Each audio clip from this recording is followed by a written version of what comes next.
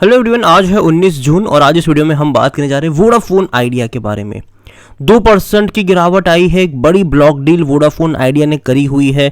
अपना एक बहुत बड़ा हिस्सा जो इंडस टावर में था उसको बेचा हुआ है। बात करेंगे वीडियो में इसके बारे में, लेकिन उससे पहले अगर आपने अभी तक चैनल को सब्सक्राइब नहीं किया है तो प्लीज़ अभी इसे सब्सक्राइब कर लीजिए, क्योंकि आगे भी बहुत सारे वीडियोस हैं जो आपको काफ़ी ज़्यादा हेल्प करेंगे। तो तकरीबन 2% की गिरावट वोडाफोन आइडिया में है। और एक महीने का अगर आप ग्राफ देखो तो शानदार तेज़ी भी दिखाई ज़रूर है।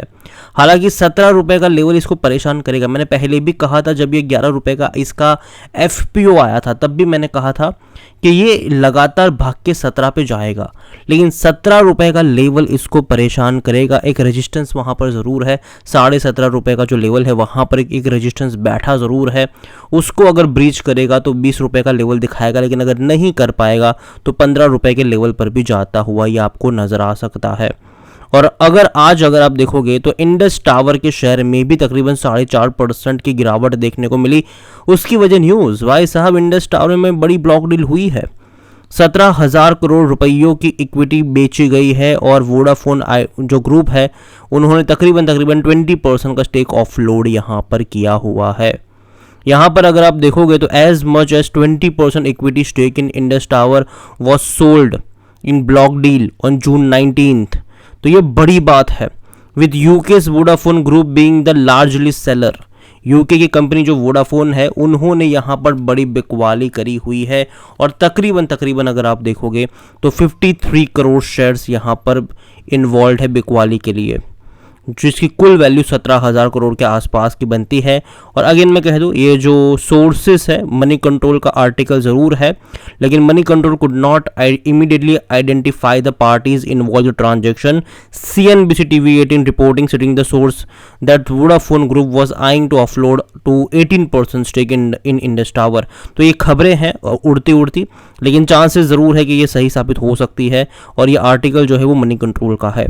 According to reports, private equity firms, I-Square Capital and alternative investment firms Stone Peak were among the listed buyers।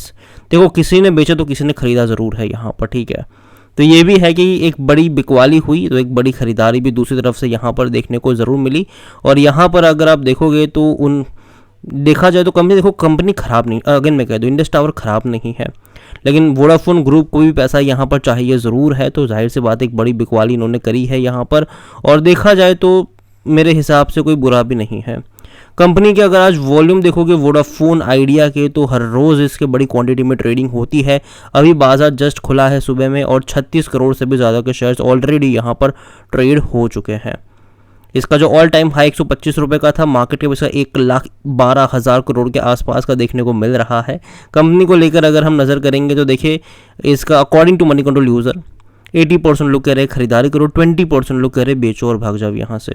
अगर आप वैल्यूएशन की तरफ जाओगे तो इसका जो वैल्यूएशन है PE इसका नेगेटिव में है, क्योंकि कंपनी प्रॉफिटेबल है ही नहीं। कंपनी लॉस मेकिंग है और बड़े लॉसेस कर रही है। और कोई भी एनालिस्ट खरीदारी करने की यहाँ पर बात नहीं कर रहा है। जहाँ तक फिनेंशियल्स देखा जाए तो जैसे कि मैंने कहा, कंपनी लॉस कर रही है। लास्ट क्वार्टर में 10,640 करोड़ का रेवेन्यू था, लेकिन उसके सामने 7,675 करोड़ का लॉस था। उससे पहले के क्वार्टर में भी तकरीबन 7,000 करोड़ का लॉस था। उससे पहले के क्वार्टर में तकरीबन 8,800 करोड़ का लॉस था। तो हर क्वार्टर में बड़े बड़े लॉस यहाँ पर ज़रूर हो रहे हैं, लेकिन अब के क्वार्टर मेरे हिसाब से इंपॉर्टेंट होने वाले हैं, क्योंकि हाल फिलहाल में FPO के जरिए 18,000 करोड़ रुपए रेज करे हैं इन्होंने। उसके अलावा बैंक से भी लोन लिया जा रहा है, तकरीबन 15,000 करोड़ रुपए लोन लेने की कोशिश हो रही है। तो जो पैसा आएगा डेफिनेटली उसका इस्तेमाल होगा। इसका इस्तेमाल कहीं ना कहीं कंपनी प्लान कर सकती है अपने टायर 2 सिटीज़ की तरफ, कि भाई से अपने 2G कस्टमर्स को 4G में कन्वर्ट करा जाए, ताकि आरपूज इनका बढ़ना शुरू हो जाए। इसके अलावा एक और यहाँ पर है 5G को लेकर, तो 5G को भी इनको लॉन्च करना है, तो जाहिर सी बात है उसके लिए भी पैसा चाहिए। इसके अलावा डेट बहुत सारे हैं, ठीक है, बहुत सारे डेट हैं इनके ऊपर, 2 लाख करोड़ से भी ज़्यादा का कर्जा है।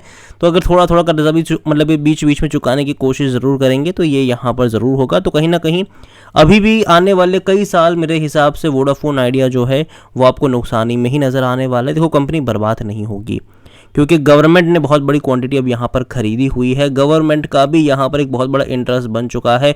अभी रिसेंट प्रमोटर होल्डिंग 38.17% की है, जिसमें वोडाफोन ग्रुप और आदित्य बिरला ग्रुप दोनों शामिल है इसके अंदर। म्यूचुअल फंड के पास 4.75% का स्टेक है। डोमेस्टिक इंस्टीट्यूशन 0.75% की होल्डिंग पर है और एफआईएल्स यहाँ पर 12.13% का स्टेक लेकर बैठे हैं।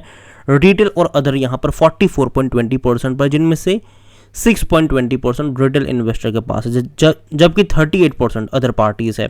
और इस अदर पार्टीज़ में तकरीबन 33% का स्टेक जो है वो गवर्नमेंट के पास है, सरकार लेकर बैठे, और वो भी मजबूरी में लिया था। ठीक है, ऐसा नहीं था कि भैया उनको बहुत अच्छा लगी, मतलब इनको कंपनी अच्छी लगी तो खरीदा, ऐसा नहीं है। एक्चुअली में इनको एशिया ड्यूज़ का पैसा चुकाना था। ठीक है, 16,000 करोड़ से भी ज़्यादा का था ये जो अमाउंट था, वो पैसा था नहीं इनके पास। तो वोडाफोन ने बोला कि देखो पैसा तो है नहीं, इक्विटी ले लो आप 10 रुपये के भाव पर।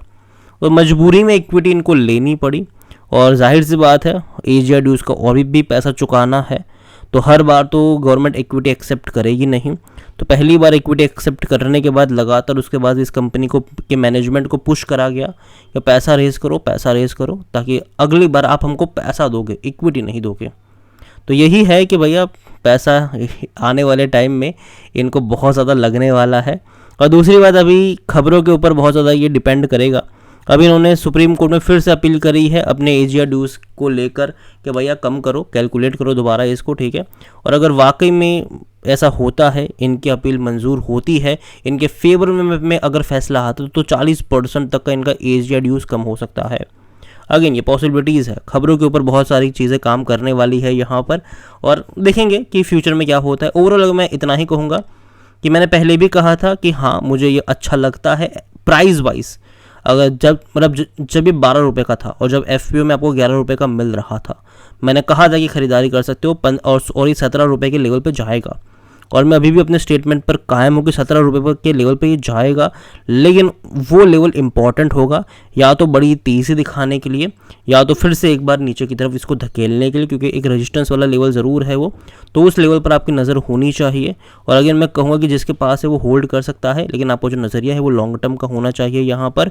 और अगेन खबरों के ऊपर डिपेंड करने वाला है कि चीज़ें कैसे यहाँ पैन आउट होगी, सुप्रीम कोर्ट से इनको राहत मिलेगी कि नहीं मिलेगी, और पैसा अगर रेस करेंगे तो क्या होगा यहाँ पर। इतना ही नहीं, जो इनके यूज़र्स लगातार इनको छोड़ के जा रहे हैं वो इनके पास टिकेंगे कि नहीं, वो भी देखना यहाँ पर इंपॉर्टेंट रहने वाला है।